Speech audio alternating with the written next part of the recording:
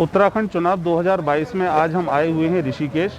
यहाँ पर उत्तराखंड के सबसे युवा प्रत्याशी, अगर मेरा आकलन सही है तो उनसे आइए बात करते हैं। कनक जी, आपका स्वागत है हमारे चैनल में। आप क्या वादे और इरादे लेके आए हुए हैं? सबसे पहले तो आपके सभी पाठकों को, सभी श्रोताओं को मैं बधाई देता हूँ। वादे नहीं हैं, संकल्प हैं जी। और सबसे बड़ा और मजबूत संकल्प है ऋषिकेश हरिद्वार के बीच में वाटर कनेक्टिविटी, वाटर टैक्सी की स्थापना करना।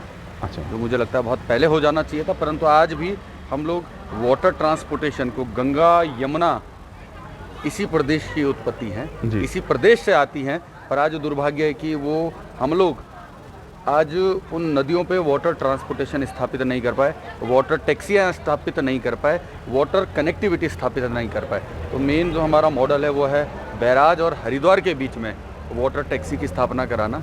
और इसके अलावा और भी कुछ ऐसे मुद्दे हैं। इस पीजी कॉलेज का मुद्दा है।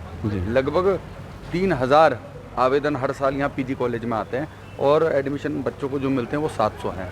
तो मुझे लगता है एक बहुत बड़ा वॉइड है, एक बहुत बड़ा गैप है। उस गैप को फिल करने की हमारी कोशिश है।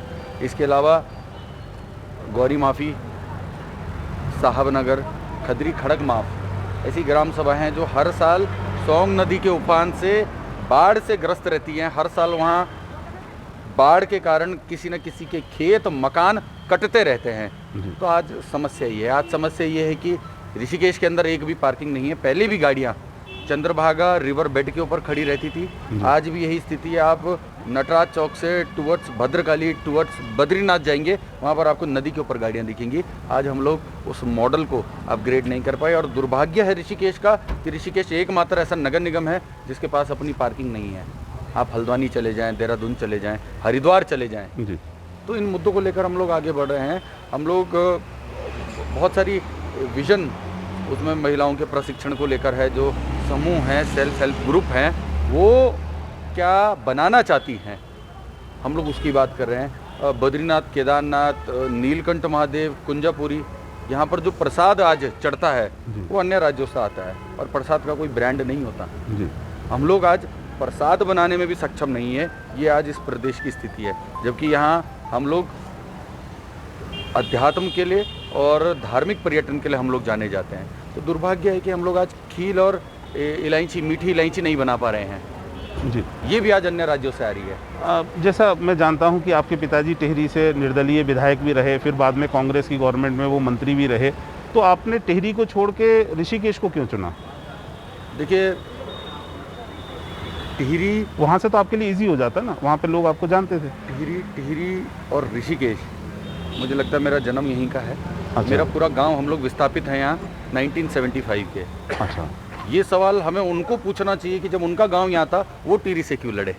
आपके पिताजी? हाँ, ये उल्टा उनको पूछना चाहिए था। जब उनका गांव यहाँ था, उनके सारे लोग यहाँ, तो उन्होंने ऊपर से क्यों करा वो, जबकि ऊपर वो अल्पसंख्यक हैं। जी। अच्छा, मेरा ऐसा मानना है कि यहाँ पर दो ही पार्टियाँ ज़्यादा चलती हैं, एक कांग्रेस और एक बीजेपी, या अब इस बार आम आदमी पार्टी भी आ गई है। आपने एक अपनी नई पार्टी बनाई हुई है, जन एकता पार्टी। नई पार्टी बनाने के पीछे का जो मेरा अनुभव है, वो मैंने जो हाल के वर्षों में देखा है, वो ये है कि किसी जाति, बिरादरी या गुट का मुखिया होता है, वो पार्टी बनाता है और लोगों में ये बताने में सक्षम होता है कि मैं इसका नेतृत्व करता हूँ, और या उनका ये होता है कि वो किसी पार्टी में होते हैं, उसमें से निकल जाते हैं और बताते हैं कि मेरी यहाँ उपेक्षा हो रही थी, इसलिए मैंने नई पार्टी बनाई। आपका पार्टी बनाने का क्या रीज़न है? देखिए, हमारा साफ साफ मकसद था कि जितने भी दल हैं, कोई नागपुर से चलता है, कोई 10 जनपद से चलता है, हमारा मकसद था कि यहाँ के दल ऋषिकेश से चले, यमकेश्वर से चले, नरेंद्र नगर से चले, गरुड़ कौसानी से चले, चंपावत से चले, बैजनाथ से चले। ये मकसद था कि आज भी टिकट के लिए दिल्ली दरबार के चक्कर लगाने पड़ते हैं, क्यों नहीं हम टिहरी, पौड़ी, चमोली, देहरादून, हरिद्वार के चक्कर लगाए। आपको 70 प्रत्याशी मिल गए? नहीं, हमारा मकसद 70 का नहीं था। हमने 10% सीटों पर लड़ना था और पहला चुनाव था। हम लोग अतिशयोक्ति में आम आदमी पार्टी और यूकेडी की तरह 70 की 70 सीटों पर नहीं लड़ा रहे हैं। धीरे धीरे ग्रेजुअली हम लोग बढ़ेंगे और हमारा विजन 2032 का है। एक रात में, एक दिन में हम लोग, एक चुनाव में हम लोग 70 लड़ा भी दें, उसकी जो प्रोबेबिलिटी है, विनिंग प्रोबेबिलिटी, बहुत ही कम है। 7 सीटों पर फोकस कर रहे हैं। कम से कम 3 से 4 में हम लोग विनिंग के लिए हम लोग, हमारी जो लड़ाई है, और एक एक रियलिस्टिक पॉलिटिक्स, बहुत ज़्यादा आइडियलिस्टिक नहीं कि 70 लड़ा दिया और जीत एक में भी नहीं रहे, जो स्थिति आज आम आदमी पार्टी और यूकेडी की है। तो ये स्थिति ना हो, इसलिए कम सीटों पर लड़े पर मजबूती से लड़े। पहले गठबंधन में आए 2 बार, उसके बाद तीसरी बार हम लोग कहीं ना कहीं अपने आप को इतना मजबूत कर कि राष्ट्रीय दलों को हमें समर्थन देना पड़ेगा। इस स्थिति में हम उनको ले आएंगे 2032। नहीं, अक्सर ये देखा गया है कि जो भी छोटी दल हैं वो कभी ना कभी किसी बड़े दल के साथ ही गठबंधन में आते हैं, तभी उनका कुछ आगे चल के भविष्य बनता है। गठबंधन संवैधानिक है, कोई असंवैधानिक असंवैधानिक नहीं है क्रिया। तो आपको क्या लगता है, आप कांग्रेस के ज़्यादा करीब हैं या बीजेपी के? जो हमारे मुद्दों को, हमारे एजेंडों के साथ रहेगा, हमारे एजेंडों की शर्तें मानेगा, हम उन दलों के साथ हैं। जो हमने वाटर ट्रांसपोर्टेशन की बात रखी, जो केंद्र और राज्य के साथ समन्वय बिठाएगा, जो ये वादा करेगा कि हम इस विधेयक को पारित करने में आपकी सहायता करेंगे, हम उस दल के साथ हैं। बहुत ज़्यादा वैचारिक रूप से हम किसी के साथ नहीं जुड़ना चाहते। एजेंडा सिर्फ विकास है और हमारे बिंदु हैं। हमारे बिंदु कोई भी दल अगर स्वीकार करता है, हम उसके साथ हैं। जैसे देखा जाता है कि अगर कोई भी जैसे बीजेपी का कैंडिडेट है या कांग्रेस का है, वो उनकी जो शुरुआत होती है 15,000 वोटों से होती है, उतना वोट उनके पास होता ही है। और जो निर्दलीय या आपकी तरह कोई नए दल से होते हैं, उनकी शुरुआत 0 से होती है। तो आपको नहीं लगता कि आप इस मामले में पिछड़े हुए हैं 15-20 हज़ार वोटों से? देखिए, आप ऋषिकेश का पिछले 3 चुनावों का आप आंकलन उठाकर देखें जी। पिछले चुनाव में लगभग 17,000 वोट निर्दलीय को पड़े जी। उससे पहले भी लगभग 21,000 वोट निर्दलीय को पड़े। हाँ, निर्दलीय की यहाँ एक परंपरा है। उससे पहले भी 18-19,000 निर्दलीय को पड़े। तो एक विरासत है जो निर्दलियों को, जो थर्ड पार्टी में जाते हैं, जो वो लोग हैं जो ना कांग्रेस को पसंद करते हैं ना बीजेपी को पसंद करते हैं, उनके लिए स्वाभाविक कैंडिडेट जो है वो हमारी शुरुआत है, वो हमारी विरासत है जो हमें पुराने नेताओं से मिली। उसके बाद हमारी मेहनत है, हमारा जज्बा है, हमारी ऊर्जा है। तो ऐसा नहीं है कि उनका कैडर, मैं कहता हूँ अगर उनका कैडर 10,000 से शुरू होता है तो हम भी 15,000 से पुराने नेताओं का आप आंकड़ा उठाकर देख लीजिए इसी सीट का, तो हमारी शुरुआत वहाँ से है। हमें उन्होंने विरासत में वो मशाल दी है जिसको उठाकर अब हम आगे बढ़ रहे हैं, और 15 से 50 कैसे करना है ये हमारे ऊपर है। यहाँ पर आप अपना मुकाबला किससे देखते हैं, बीजेपी से, कांग्रेस से, आम आदमी पार्टी से? देखिए, मुकाबला लगभग हर सीटों पे 70 की 70 सीटों पर जी जो भी लड़ रहे हैं राष्ट्रीय दलों से ही मुकाबला है जी। तो राष्ट्रीय दलों में दोनों दल हैं, तो दोनों से आपका मुकाबला है? किसी एक से ही होगा, किसी एक से तो आप अपने आप को आगे मान ही रहे होंगे ना। अगर आप विनिंग पोजीशन में आएंगे तो 1 और 2 ही होगा। नहीं, तो किसी इम्पैक्ट तो तीनों ही डालते हैं ना। रेस तो तीनों ने एक साथ शुरू करी है, और अंत में आखिरी के 1 हफ्ता 1.5 हफ्ता में कौन तेज से हाथ पांव चलाएगा। तो लड़ाई आज उस चीज़ की, लड़ाई आज हमारी दलों से नहीं है। आज हमारी लड़ाई इस बात की कि हम अपनी विचारधारा जन जन तक पहुंचा पाते हैं कि नहीं पहुंचा पाते। आज हमारी लड़ाई इस बात की कि आज हम अपना चुनाव चिन्ह जन जन तक पहुंचा पाते हैं कि नहीं पहुंचा पाते। आज लड़ाई इस बात की है कि आज हम अपने एजेंडों को राष्ट्रीय दलों से बेहतर प्रस्तुति के साथ पेश कर पाते हैं कि नहीं कर पाते। आज हम उनकी बातें उठा रहे हैं कि नहीं उठा रहे हैं। आज हमारी लड़ाई इन बिंदुओं से है जी। तो आप यहाँ पे स्थानीय मुद्दों के ऊपर ही सिर्फ लड़ना चाहते हैं? बिल्कुल, बिल्कुल। राष्ट्रीय मुद्दे आपके लिए कुछ भी नहीं है इस समय? प्रांतीय मुद्दे भी नहीं है, प्रादेशिक मुद्दे भी नहीं है, सिर्फ और सिर्फ स्थानीय मुद्दे हैं। और जब उस स्थिति में होंगे कि प्रदेश की बात कर सकें, देश की बात कर सके, तो उस दिन करेंगे। आज चिल्लाकर, तालियां बजाकर मुझे नहीं लगता कि कोई फ़ायदा है। 10 मार्च को आप क्या देखते हैं? आप मिठाई खिलाने आएंगे हमें? अच्छा, नहीं, मैं तो खाने आऊँगा। बिल्कुल बिल्कुल, खिलाने भी आएंगे, बधाई देने आएंगे आप। जरूर जरूर, बिल्कुल। मेरी अभी से आपके लिए बहुत बहुत शुभकामनाएं। हमसे बात करने के लिए धन्यवाद। उत्तराखंड विधानसभा 2022 के चुनावों में आज हम आए हुए हैं देहरादून। यहाँ की धर्मपुर विधानसभा से जो बीजेपी के प्रत्याशी हैं, बहुत तेज तर्रार प्रत्याशी हैं, उनसे बात करते हैं। सर, आपका स्वागत है हमारे चैनल में। धन्यवाद। क्या चुनौतियाँ लग रही हैं इस बार आपको? चुनाव पहले से आसान दिख रहा है, और पिछले 5 साल में काफ़ी काम यहाँ पर हुआ है जी। प्रदेश में बहुत अच्छी सरकार भारतीय जनता पार्टी की चल रही है जी। केंद्र की सरकार से जो सहयोग प्रदेश को मिलना चाहिए वो भी लोगों के ध्यान में है जी, और वो पर्याप्त मिल रहा है। इन सब सारे विषयों पर जब मैं दोहराता हूँ तो मुझे लगता है इस बार का चुनाव पहले से बेहतर रहने वाला है। अच्छा, नहीं, जैसे इस बार 3 मुख्यमंत्री बदलने पड़े तो थोड़ा सा लग रहा है कि कुछ एंटी इनकम्बेंसी होगी। नहीं, हमारे लोगों से चर्चा हो रही है, तो मुझे कोई ऐसा लगा नहीं कि उसके कारण कोई लोगों में कोई ऐसा आक्रोश है, कोई उसको लोगों ने नेगेटिव लिया है, क्योंकि हमारे 3 मुख्यमंत्री जरूर बदले जी। तो अच्छी बात ये रही कि हमारी न तो नीति बदली है न हमारा कार्यक्रम बदला है। दूसरा, तीनों मुख्यमंत्री हमारे एक साथ मिलकर सरकार की वापसी के लिए काम कर रहे हैं, भाजपा को मजबूत करने के लिए काम कर रहे हैं जी। दूसरा जब मैं कांग्रेस की बात करता हूँ जी। तो कांग्रेस ने भी 2 मुख्यमंत्री बनाए थे। हाँ, उनको लेकिन एक बार उन्होंने ही दिया था जो 5 साल काम किया। नहीं, जो 5 साल उन्होंने काम किया था जी, नारायण दत्त तिवारी। उसमें भी हरीश रावत उस समय उनके विरोधी हुआ करते थे जी और 5 साल तक पूरी सरकार को असहज करके उन्होंने रखा। जी और एनडी तिवारी को अपनी 5 साल सरकार चलाने के लिए 350 लाल बत्तियां इस प्रदेश में बांटनी पड़ी। 15 दिन को उसकी बंदरबाट करनी पड़ी जी और नौछमी नारायण इस प्रदेश में बजा उस समय। तो कोई 5 साल भी उन्होंने सहजता से सरकार चला ली ऐसा नहीं हुआ। जी लेकिन हरीश रावत जी ने उस सरकार को स्थिरता नहीं होने देने दी, तो उसका भी दुष्प्रभाव इस प्रदेश पर रहा। और बाद में जब बहुगुणा जी मुख्यमंत्री बने, कांग्रेस जब दोबारा सरकार बनी, जी तो जब तक हरीश रावत जी ने उनको उतार नहीं दिया जी तब तक वो चैन से नहीं बैठे। और जब उनकी अपनी सरकार आई, जब वो खुद मुख्यमंत्री बन बैठे, जी तो कांग्रेस ही टूट गई। जी तो कुल मिला के उनकी स्थिति बहुत खराब है। जी हमारे भले मुख्यमंत्री बदले हों, जी लेकिन सब के सब पार्टी के कंधे से कंधा मिलाकर काम कर रहे हैं और हमारे यहाँ अंतर विरोध नहीं है इस बात का। किसान आंदोलन का कितना फर्क पड़ेगा इस चुनाव पे? देखिए, क्योंकि मैं तो देहरादून में हूँ, इन क्षेत्रों में तो बहुत ज़्यादा इसका प्रभाव दिखता नहीं। जी और वैसे भी जो 3 कानूनों का मामला था जी वो केंद्र ने वापस ले लिया। माननीय मोदी जी ने स्वयं सामने आकर उसका समाधान किया है। जी तो उस समय से सकारात्मक एक माहौल बना है। जी मुझे नहीं लगता उसका कोई बहुत ज़्यादा प्रभाव इस वक्त पड़ेगा, क्योंकि किसानों के लिए हमारी सरकार ने भी बहुत अच्छे से काम किए हैं। जी। और खासकर जो किसान सम्मान निधि जो दे रहे हैं हम 6,000 रुपये साल की, जी तो उत्तराखंड का तो 80% किसान उससे लाभान्वित हो रहा है। जी क्योंकि हमारे यहाँ बहुत छोटी जोत है, जी मनोले छोटे किसान हमारे यहाँ जी। हैं और वो उस परिधि में आ रहे हैं। जी 80% किसानों को तो उत्तराखंड में लाभ मिल रहा है। जी। हमको ऐसा नहीं है। केंद्र सरकार की बहुत सारी योजना है, मुद्रा बैंक है आपका, और जो उन्होंने जो उज्ज्वला योजना है। की है, बहुत सारे काम हैं जी जिसके कारण केंद्र सरकार की लोकप्रियता आज भी बनी हुई है।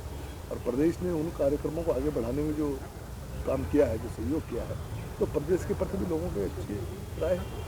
आप चूंकि यहाँ पर मेयर भी रहे हैं, पूरे शहर को जानते भी हैं, फिलहाल आप विधायक भी हैं धर्मपुर से, और आपने अपने समय में काफ़ी काम भी किया इधर स्वच्छता के लिए। आने वाले समय में आप स्थानीय क्या परेशानियाँ देखते हैं जो अभी आपको और करनी दूर? देखिए, पूरे शहर की एक समस्या है, सफाई का काम हम लोगों ने काफ़ी कर दिया है। उसको सॉलिड वेस्ट मैनेजमेंट के प्रोजेक्ट में ले आया था।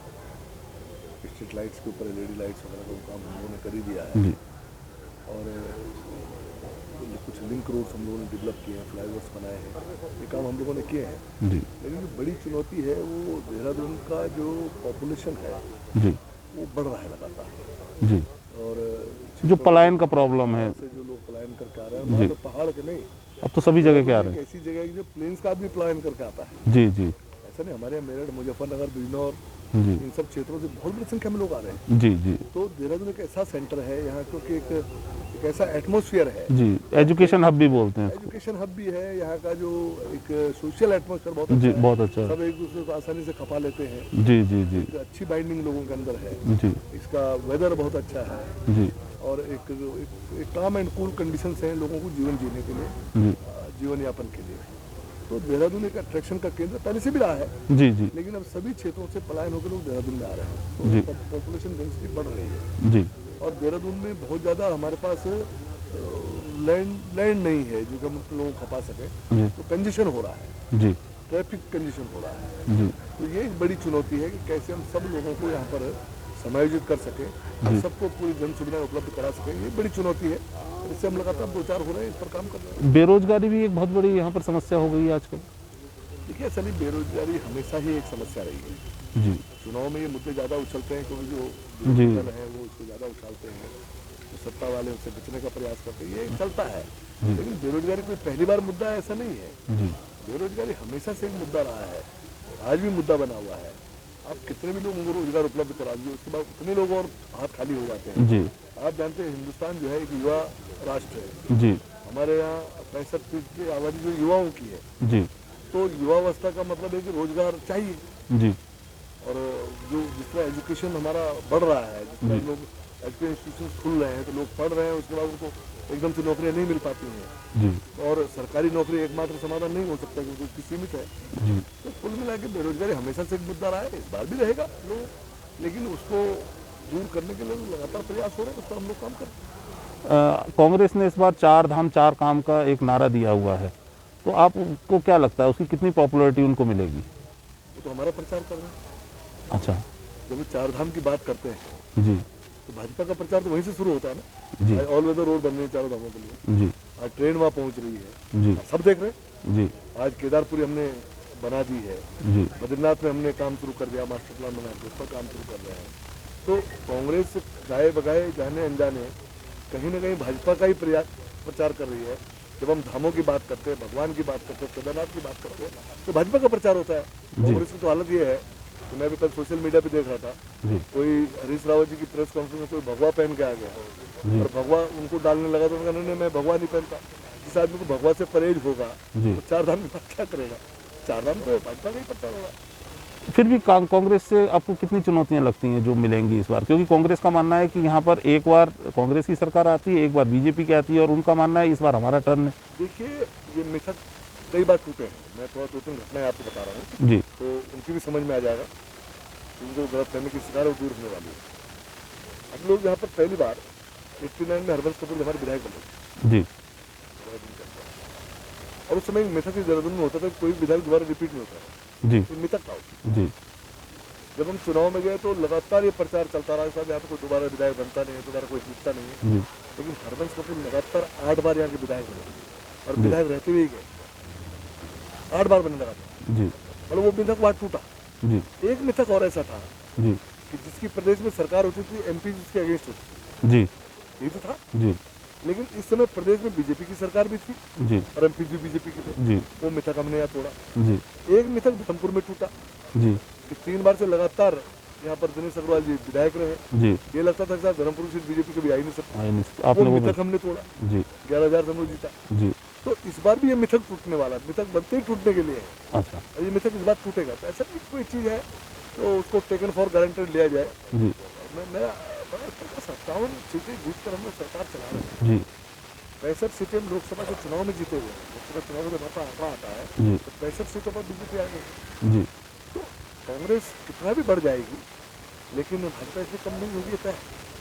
इस बार देखा गया उत्तराखंड में वोट बहुत कम लोग डालने जाते हैं, तो उसके लिए आप किस तरीके से प्रेरित करेंगे उन्हें? वोटों का परसेंटेज बहुत कम होता जा रहा है। हम लोग प्रयास कर रहे हैं जी और पोलिंग परसेंट भी ऑलमोस्ट कई सालों से लगभग एक ही जैसा झूल रहा है वो। हाँ और लेकिन कम से कम लोगों को करना चाहिए, जैसे बंगाल में लोग 80% से ऊपर करते हैं। यहाँ करना चाहिए। लेकिन एक बड़ा कारण ये भी है कि हमारे यहाँ से जैसे परिवार में 4 वोट करने चाहिए। हमारी नौकरी पे लोग ज़्यादा है, जी अमूमन बच्चे बाहर रहते हैं, जी नौकरियों में रहते हैं, वोट डालने नहीं आ पाते और मैं कारण भी होता है। जी लेकिन वोटिंग परसेंटेज बढ़ना चाहिए, ऐसा नहीं लगता। 10 मार्च को क्या देखते हैं आप? जय हो जय हो, संकट आ गया। अच्छा, अभी जब चीफ मिनिस्टर बदले जा रहे थे तो आपका नाम भी चल रहा था, तो इस बार धर्मपुर की जनता को कोई मंत्री या मुख्यमंत्री मिलने वाला है? देखिए, मेरी वरिष्ठता को लेकर न तो जनता को संदेह है, न मेरी पार्टी को संदेह है, न मुझे संदेह है। जी बट आपके समर्थक भी चाहते हैं ना कि कुछ धर्मपुर के लिए भी तो पार्टी देगी, जो भी उसको निभाएगी। हमसे बात करने के लिए बहुत बहुत धन्यवाद। मुझे कांग्रेस का प्रत्याशी बनाया गया है, ये मेरा सौभाग्य है, क्योंकि इसमें आपका सबसे बड़ा योगदान है कि आपने मुझ पर अपना प्यार और सहयोग आपने जो दिया है। मैं आज एक कांग्रेस के कार्यकर्ता के रूप में आपके पिछले 15 वर्षों से इस क्षेत्र में लगातार सक्रिय आपके प्यार और सहयोग के कारण रात दिन लगा रहा। उसमें सबसे बड़ा योगदान आप लोगों का था। आज इस क्षेत्र में विकास पूरी तरह पिछड़ गया है। यहाँ पर जब ये राज्य बना, मैं उस दिन का भी साक्षी रहा हूँ कि सुसरे वाला मात्र 2-4 लोग 2 झोपड़ी सी होती थी यहाँ पर। ये पूरा औद्योगिक नगरी सेला कोई उद्योग लगाई गई। हमने पहली निर्वाचित सरकार ने सोचा कि इसकी आर्थिक लाइफलाइन जो देहरादून की है वो इस क्षेत्र से होकर गुजर सकती है। अगर उत्तराखंड में सबसे ज्यादा आर्थिक प्रगति कर सकता है तो ये क्षेत्र कर सकता है। पिछले 15 सालों से यहाँ कोई प्रतिनिधि नहीं है। हमारे युवा बेरोजगार हैं, यहाँ बड़े बड़े उच्च शिक्षा संस्थान है, बड़े बड़े यहाँ उद्योग लगे, लेकिन यहाँ के स्थानीय लोगों के लिए कोई रोजगार की व्यवस्था नहीं है। यहाँ पर लोग छोटे छोटे किसान हैं, उनकी खेती के लिए यहाँ पर ठीक मूल्य नहीं मिलता। ये यहाँ और कई ऐसे संस्थान हैं, यहाँ के स्थानीय लोगों के लिए कोई रोजगार नहीं है, उनके लिए ठेकेदारी की प्रथा पर रखा जाता है। हम चाहते हैं, हमने भविष्य में योजनाएं बनाई है कि हमारा ये क्षेत्र कैसे आर्थिक रूप से संपन्न बने। हमारा युवा बेरोजगार है, तो कैसे उसको अच्छा रोजगार मिले, वो ठेकेदारी की नौकरी न कर उसके जीवन में स्थायित्व आए। आज एक समय आया है, बोर्ड 14 फरवरी को पढ़ने जा रहा है। आपका एक एक वोट कीमती है जो विकास के नए रास्ते खोलेगा। सुतलोवाला से लेकर तिमली क्षेत्र से लेकर हमारे निशार पट्टी, सुतलोवाला, मांडूवाला, बाऊवाला, राजावाला और इस झाजरा से लेकर हमारे पौंदा, कंडोली, कोटला संतूर, धौलास, ये हमारे सारी लाइफलाइन आर्थिक जीवन की जो हमारी पहचान है, इसको हम कैसे बढ़ाएंगे। यहाँ ये होटल इस प्रांगण में खड़ा हूँ, यहाँ कुछ साल पहले कुछ भी नहीं था। ये कांग्रेस की देन है कि हाँ, जब उद्योग लगाए गए तो न जाने कितने लोग आए अपना व्यापार करने के लिए। तो ये उसी का परिणाम है। आज युवा साथी ने, जो युवा उद्यमी है हमारे पंत जी, वो क्षेत्र की प्रगति चाहते हैं, उनकी पूरी कि उनमें कितने विकास की ललक है। रात दिन मुझको फोन करते हैं कि अगर विकास क्षेत्र का हो सकता है, इसलिए वो हमारे साथ है कि वो कांग्रेस पार्टी कर सकती है, वो कांग्रेस दे सकती है। मेरे साथियों, हमारी माताएं बहनें, बहुत सारे यहाँ पर महिलाएं खड़ी हैं जो कांग्रेस संगठन के लिए लगातार रात दिन काम कर रही है। वो जानती है कि आज उनकी हालत जो है, इस बात जब कहा कि डबल इंजन की सरकार है, विकास करेगी, ये विकास तो कैसे इस क्षेत्र का विनाश कर दिया है। हमारी महिलाओं के लिए कोई काम नहीं है। हम चाहते हैं कि हमारी महिलाएं आर्थिक रूप से सशक्त बने, क्योंकि उनको भी काम चाहिए। अगर एक परिवार में बड़ा हो और कमाने वाला एक हो, तो वो आर्थिक रूप से जब जाता है। अगर महिला भी घर बैठे 1-2 घंटे में कोई ऐसा ट्रेनिंग प्रोग्राम लेकर कि वो चाहे, हमारी बहुत सारी ऐसी आर्थिक छोटे छोटे प्रोग्राम है, ट्रेनिंग लेकर अगर वो भी 10,000, 20,000, 50,000 रुपए महीने कमाएंगी, तो वो परिवार अच्छे से चलेगा, उससे इस क्षेत्र का विकास होगा। मेरे साथियों, हमारे युवा बेरोजगार बच्चों के लिए हमने आगे भविष्य के लिए योजनाएं बनाई है कि कैसे उनके लिए स्किल्ड ट्रेनिंग सेंटर्स खोले जाएं, क्योंकि यहाँ जो उद्यमी है, जो हमारे उद्योग है, उसमें स्किल्ड बच्चे चाहिए। हम स्किल्ड ट्रेनिंग प्रोग्राम चलाएंगे। हम कंप्यूटर, हम एलिमेंट्री प्राथमिक शिक्षा, हम अपने बच्चों के लिए जो एलिमेंट्री एजुकेशन कंप्यूटर की शिक्षा चाहते हैं, इंग्लिश मीडियम हमारे बच्चे सीखे। हम ई लाइब्रेरी चाहते हैं। हम यह पूरा उद्योग, रेशम का उद्योग, यहाँ से बच्चे कोई भी हमारे उद्योग व्यापारी पूरे भारत या पूरे विश्व में जाकर एक्सपोर्ट करें, वो हम ऐसा आर्थिक जीवन चाहते हैं इस क्षेत्र में। हम चाहते हैं कि पेयजल व्यवस्था अच्छी हो। हम पूरा घर का पूर्ण करते हैं, जो हमारे क्षेत्र की सबसे बड़ी समस्या है। हमारे क्षेत्र की जितने भागीदारी बड़े बड़े उच्च संस्थानों में बराबर की रहे, हमारे बच्चों के लिए आरक्षण मिले, फीस में छूट मिले, हमारे बच्चे कहीं पीछे न रह जाएं। हम अपने इस क्षेत्र के उद्योग व्यापारियों के लिए नई योजनाएं लाना चाहते हैं कि हमारा हर व्यक्ति जो यहाँ पर आर्थिक रूप से समृद्ध होना चाहता है, हम एक प्लेटफॉर्म पर हम उसके लिए काउंसलिंग के सेंटर्स खोले कि वो अपने जीवन में छोटे से आर्थिक भविष्य सोचने लगे कि उसको आर्थिक जीवन में या अपने भविष्य में कहाँ जाना है। मेरी माताएं बहनें जो कुछ कारण पढ़ लिख नहीं सकी है, उनके लिए हम योजनाएं चाहते हैं। हम मजदूरों के लिए घर चाहते हैं। हम चाहते हैं हमारा मजदूर ऐसा बने कि उसका अपने जो है सारी सुख सुविधाएं, उसका भी ईमेल हो, उसका भी जो है वो एक वेबसाइट जो कहीं पर भी हिंदुस्तान का सबसे रिच मजदूर वो हमारे सहसपुर क्षेत्र का हो। हम एक ऐसा भारत चाहते हैं, एक ऐसा उत्तराखंड, एक ऐसा सहसपुर, एक ऐसा हम सुतलोवाला चाहते हैं। मेरे साथियों, मुझ पर यकीन रखिए, मैं आपके विश्वास से जो लड़ाई लड़ रहा हूँ वो विकास की लड़ाई है। मेरा किसी से व्यक्तिगत कोई झगड़ा नहीं। मैं विकास की इस मसाल को लेकर निकला हूँ। आपका साथ चाहिए, आपका प्रेम चाहिए, आपका सहयोग चाहिए। वो दिन आ गया है 14 फरवरी का दिन, जब आपके वोट की कीमत विकास के लिए बोली जा रही है। आपका एक एक वोट बहुत कीमती वोट है। आप वोट करिए, विकास के लिए वोट करिए।